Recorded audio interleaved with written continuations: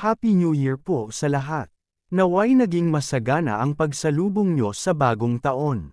Tuluyan na ngang namaalam ang taong 2023. At ngayon ay nasa taong 2024 na tayo. Sa videong ito, magbabalik tanaw tayo sa mga kaganapan na nangyari sa taong 2023. Sa pinamagatan kong, Goodbye 2023, Hello 2024.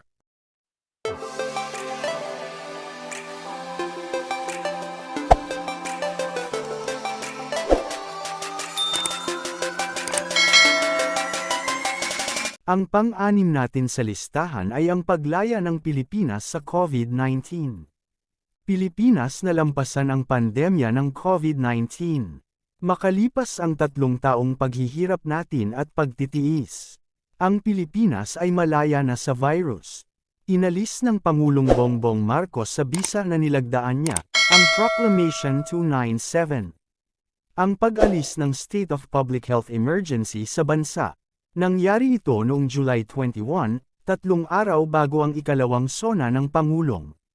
Batay na rin sa mga datos ng WHO, ang pagbaba ng mga namamatay, pati na rin ang pagbaba ng mga naospital na may kaugnayan sa COVID-19 ang kanilang naging basehan. Ayon sa WHO, Director General Tedros Adhanom Ghebreyesus, ang virus ay nanatili pa rin at pabago-bago. Pinag-iingat ang publiko sa dalang panganib ng mga bagong umuusbong na surge ng sakit ayon sa kanya. Ayon sa datos, ang Pilipinas nitong December 20, 2023, ay may kabuuang 4,132,200 na kaso ng COVID. 66,795 dito ay namatay. 5,569 naman ay nanatiling aktibo, ngunit maaaring naka-recover na ang iba. Ang panglima naman ay ang digmaang Hamas at Israel. Ang digmaang Israel at Hamas, na hanggang sa ngayon ay nagpapatuloy pa rin. Nagsimula ang kaguluhan ng maglunsad ang Hamas ng sepresang pag-atake mula sa Gaza, Israel noong October 7. Umabot ng mahigit 20,000 katao ang nasawi, kabilang dito ang hindi bababa sa 4 na Pilipino, at lahat sila ay mga overseas Filipino worker, na namatay. Ayon din sa balita, 2 Pilipino din ang dinala ng Hamas sa Gaza upang gawing mga hostage at pinalaya noong nitong November lamang. Humantong din sa pag-agawan ng barkong pangkargamento na naugnay sa Israel kasama ang 17 na Pilipinong seaman sa Red Sea. Nangako si Pangulong Bongbong na titiyakin ligtas na papalayain ang 17 na Pilipino na nahuli kasama ng iba pang nasyonalidad ng mga rebeldeng Houthi ng Yemen. Nangako ang Pangulo na tatayo ang Pilipinas kasama ng Israel. Nasa pang-4 naman ang paglaya ng dating Senadora Leila de Lima.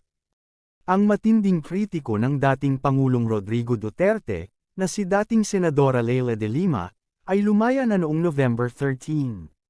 Sa halos 7 taong pagkakakulong, dahil sa mga kaso ng illegal na droga na isinampa sa kanya.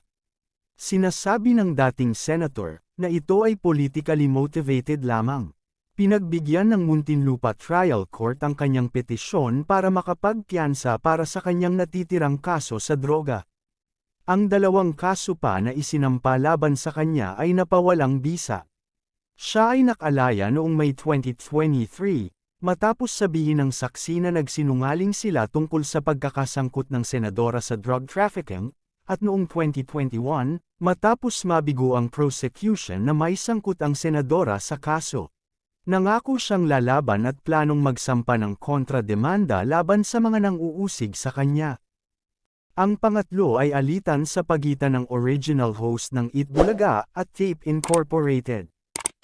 Matapos ang mahigit 4 na dekada na pagbibigay ng 1,001 tuwang kasiyahan mula Apari hanggang Hulo, ang mga original host nito, na sila Tito, Vic and Joey, ay nahiwalay sa kanilang noon time TV show na pinakamasasabing pinakamatagumpay sa Pilipinas. Ang Eat Bulaga, nagsimula ang hiwalayan dahil sa away sa pagitan ng pamunuan ng Television and Production Exponents Inc. at ng mga cast members nito, na pinangungunahan nina Tito Soto, Vic Soto, at Joey De Leon. Dahil sa hindi pagkakasunduan ng panibagong format ng TV show, nais ng tape na tanggalin na ang mga orihinal na cast at manatili ang mga magagaling na co-host nito. Ngunit dahil sa katapatan at pagmamahal ng ibang kasamahan ay hindi iniwan ang TVJ at sumama sila sa kabilang istasyon at nagtayo ng bagong show, ang TVJ. Sa ngayon ay nagpapatuloy pa rin ang pagdinig kung sino talaga ang may karapatan sa trade name na Itbulaga. Ang pangalawa natin, ang Yumanig at nagpaiyak sa mga tagahanga nila. Ang hiwalayang Kathniel. Chapter closed. Ito ang pahayag ng 27 years old na actress sa kanyang caption, at ibinahagi rin nito ang lumang larawan nila ni Daniel. Sana sa wakas ay makatulong ito sa ating lahat na sumulong. Hindi na ako magtatanong tungkol dito. Salamat sa pag-unawa. Kasama ng larawang na i-post ang mahabang pahayag ni Catherine. Hinikayat akong mag-isip para sa aking sarili at magpasya para sa aking sarili. Kahit na pagdating sa pag-ibig, lalo na pagdating sa pag-ibig, totoo na nagdesisyon na kami ni DJ na maghiwalay ng landas. Totoo ang meron kami ni DJ, ito ay hindi kailanman para sa palabas. Ang 11 taon na nagdulot sa akin ng saya, pakikipagsapalaran, at ang pakiramdam ng pagiging tahanan. Siya ang una kong naging boyfriend. Palagi akong magmamahal sa kanya. Sa huli ay kailangan naming tanggapin na hindi na kami makakabalik sa dati. Nagpahayag din siya sa tagahanga ng Kathniel. Alam namin na kayo ay nasasaktan, at nagtiwala sa akin, masakit man isipin pero umaasa kaming naiintindihan nyo. Ito ay isang bagay na talagang kailangan namin. Umaasa kami na makakasama nyo kami sa proseso ng pagpapagaling na ito, at huwag hayaang masayang ang mahahalagang sandali. Kaya natin ito. Tinapos niya ang mensahe direkta kay Daniel. DJ, binigyan mo ako ng 11 taong napakaganda at kakaibang pagmamahal na dadalhin ko habang buhay.